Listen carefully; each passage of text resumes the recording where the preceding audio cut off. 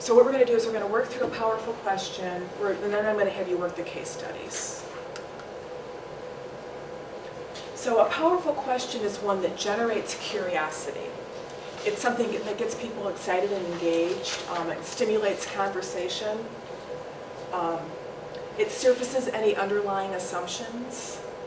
It invites creativity and possibility, gets people their energy, their engagement, their intention. And it's also a question that evokes more questions. So I have a little video that the congregation at Asheville just put out, and they came up with a powerful question for their congregation. So one of my colleagues just posted this the other day, so I thought we could look at this as an example.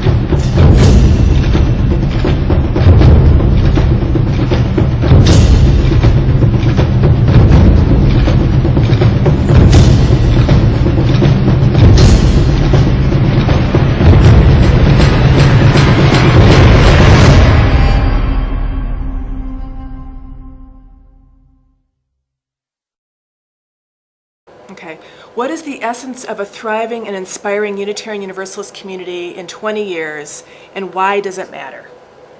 So that's an example of their powerful question. It's a question that's supposed to generate curiosity, invite more questions, invite creativity and possibility.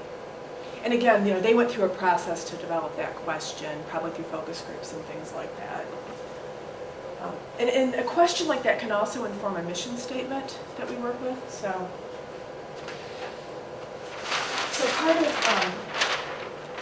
part of why we create a powerful question in adaptive leadership is to help open up our own creativity about how to engage and address the adaptive challenge we have. So what's the trajectory of where we want to be as a congregation in order to address that challenge? So I came up with a non-powerful question, a weak question, and I want us to unpack this using, talk a little bit about the architecture of a powerful question. So the first part of a powerful question is its construction. Powerful questions start out with why, how, maybe what. Questions that have who, when, where, or yes or no questions are not powerful questions. We want ones that are more expansive, that get people to use their imagination. The second is what's the scope of the question, or the context in which the question is operating. So is it just for for this committee maybe, or is it for the whole congregation, or is the question really looking beyond that, Unitarian Universalism, for example? And then the third part of the powerful question is what are our assumptions in dealing with that question? Is there blame embedded in the question? Is there some sort of conflict that's also embedded in the question? What's the paradigm in which that question was formed?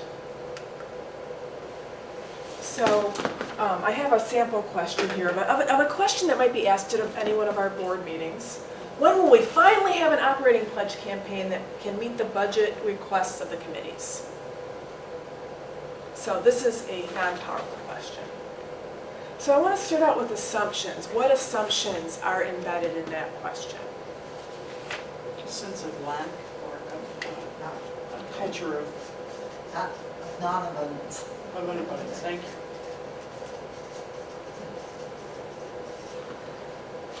What else is embedded? It's negative. It's negative. I'm exhausted just reading the first part of it. Finally! Oh, we I'm not finally! inspired at all. And that a budget only comes from the request of the committees. Request of the The committees. narrow vision there. Yeah. So there's an assumption of Paradigm, I guess. paradigm. Yeah, the paradigm is that each committee has their little fiefdom, right? It's not really poignant, because if you don't have the money, why even ask the question?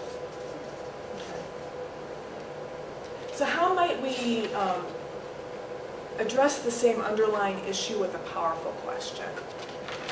And we'll just try to take a shot at it, you know. It doesn't have to be perfect the first time. We can model imperfection. So what's another, using a how or a why, or maybe a what to start the question.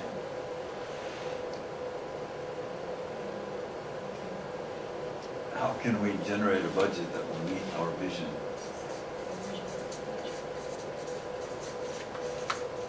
Generating a budget isn't, I don't think, that's something that turns off our congregation in a heartbeat. How can we do that? So we like the word vision, I'm guessing? Okay. Generate, not so much. Budget. Maybe something about,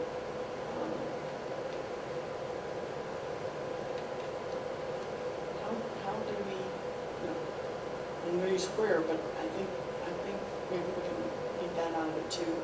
Where do we find the resources to live our mission in the world?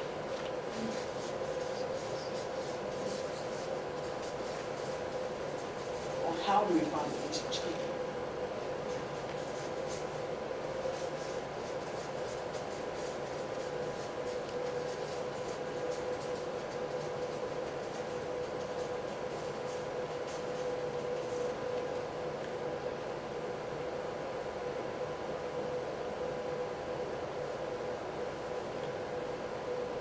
Are there any assumptions in that? Well, just for me, the word find. Yeah. Okay. Like maybe they're outside of the congregation. How many of your congregations have this idea that if only we did the perfect fundraiser, all this money from outside the congregation will flow in? Have you ever had that? Yeah. That's good, yeah.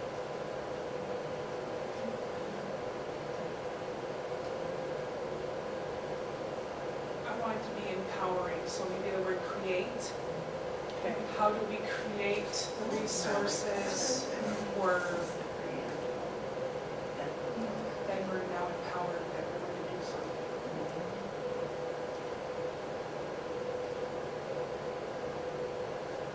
Create means we're going to do something new. Is that Okay, part of it? well, or develop, or something that makes us do something. We need, right? What about, I hear inspire sort of embedded in what you're looking for. Our congregation or inspire? Who are we trying to inspire? The congregation, right? Congregation and friends. That made a big change for us this year, I think, in our stewardship. Is that we started playing with the idea that who is our congregation? Only the members? We have a lot of people who don't pledge, but who give generously, but will not pledge and will not join. And I don't know that we've always really had a conversation, a dialogue with them about this. And we did. And it was our best ever stewardship. So what will inspire us to live our mission or to support our mission? Something along, To live and support, I think that's both. I think you have the support in there. so this is a sort of a short, I want to get you guys into the case studies, but there's an example of where we go from a question with a lot of assumptions and things, and the context was widened a little bit there. It was widened out of just finance, it was widened out of just, maybe the stewardship committee into the wider ministry of the congregation. There's a resource called The Art of Powerful Questions. It's a little pamphlet kind of thing that you can do. And what I'll do is I'll send you, at the end of this class, I will email you all the slides and some resources and stuff.